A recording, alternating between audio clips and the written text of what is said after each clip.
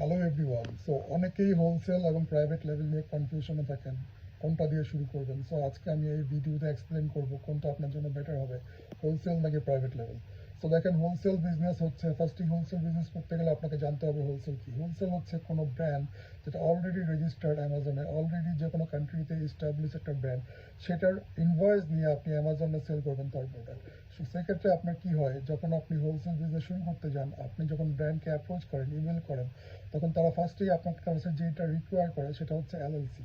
আপনি যখন ইউএসএতে কোনো ব্র্যান্ডকে অ্যাপ্রোচ করতে যাবেন, সে আপনাকে ফার্স্টে জিজ্ঞেস করবে আপনার কি এলএলসি আছে কিনা, আপনি বিজনেস রেজিস্টার্ড কিনা ইউএসএতে, আপনার বিজনেস রেজিস্টার্ড কিনা ইউএইতে। সো সেক্ষেত্রে আপনাকে এলএলসি ওপেন করতে হবে ফার্স্ট। সেকেন্ড হচ্ছে, আপনি যখন হোলসেল বিজনেস শুরু করতে যাবেন, আপনাকে যখন বায়ারদের সাথে, ব্র্যান্ডদের সাথে কথা বলতে হবে, তখন আপনাকে ফুল ইংলিশ জানতে হবে, কারণ এবং তাদেরকে বলতে হবে যে আপনি ইউএসএতে থাকেন।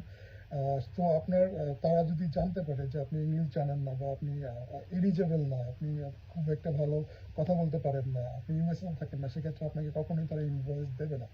অনেক সময় দেখা যায় যে ব্র্যান্ড, আমরা খুব ভালো ব্র্যান্ড পাই না, অনেক ফেক ব্র্যান্ড আমাদের সাথে নক করি, তাদের টাকা পয়সা আপনারা পেমেন্ট করেন এবং টাকা পয়সা তারা মেরে দেয়। তো সেক্ষেত্রে হোলসেল বিজনেসটা আপনার জন্য খুব একটা ভালো হবে না যখন আপনি শুরু করতে চাচ্ছেন।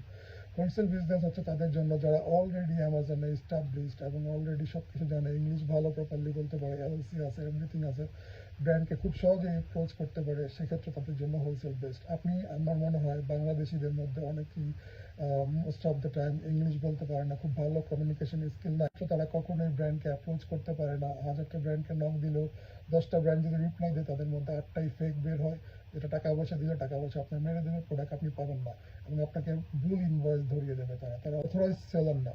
তো সেক্ষেত্রে আপনার জন্য বেটার হবে আপনি যদি অবশ্যই প্রাইভেট লেভেলে যান। প্রাইভেট লেভেল কি? প্রাইভেট লেভেল হচ্ছে আপনার বিজনেস, আপনার নিজের ওন বিজনেস প্রাইভেট লেভেল। সেক্ষেত্রেও আপনাকে এলএলসি ওপেন করতে হবে, বাট আপনি সেটা আপনার নিজের ব্র্যান্ড হবে, আপনি ট্রেডমার্ক রেজিস্ট্রেট করবেন, আপনি নিজের ব্র্যান্ড আপনি নিজে লঞ্চ করবেন, নিজে পিপিসি ক্যাম্পেইন রান করবেন, নিজের লিস্টিং নিজে অপটিমাইজ করবেন, নিজের লিস্টিং নিজে র্যাঙ্কিংয়ে নিয়ে আসবেন, নিজের লিস্টিংয়ে নিজে রিভিউ জেনারেট করবেন।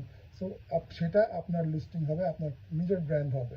এবং অনেকে প্রাইভেট লেভেলের মধ্যে আরেকটা অপশন আছে এমপিএল। এমপিএল করতে গেলে আপনাকে কখনোই ইনভয়েস প্রয়োজন হবে না, আপনার এলএলসি প্রয়োজন হবে না।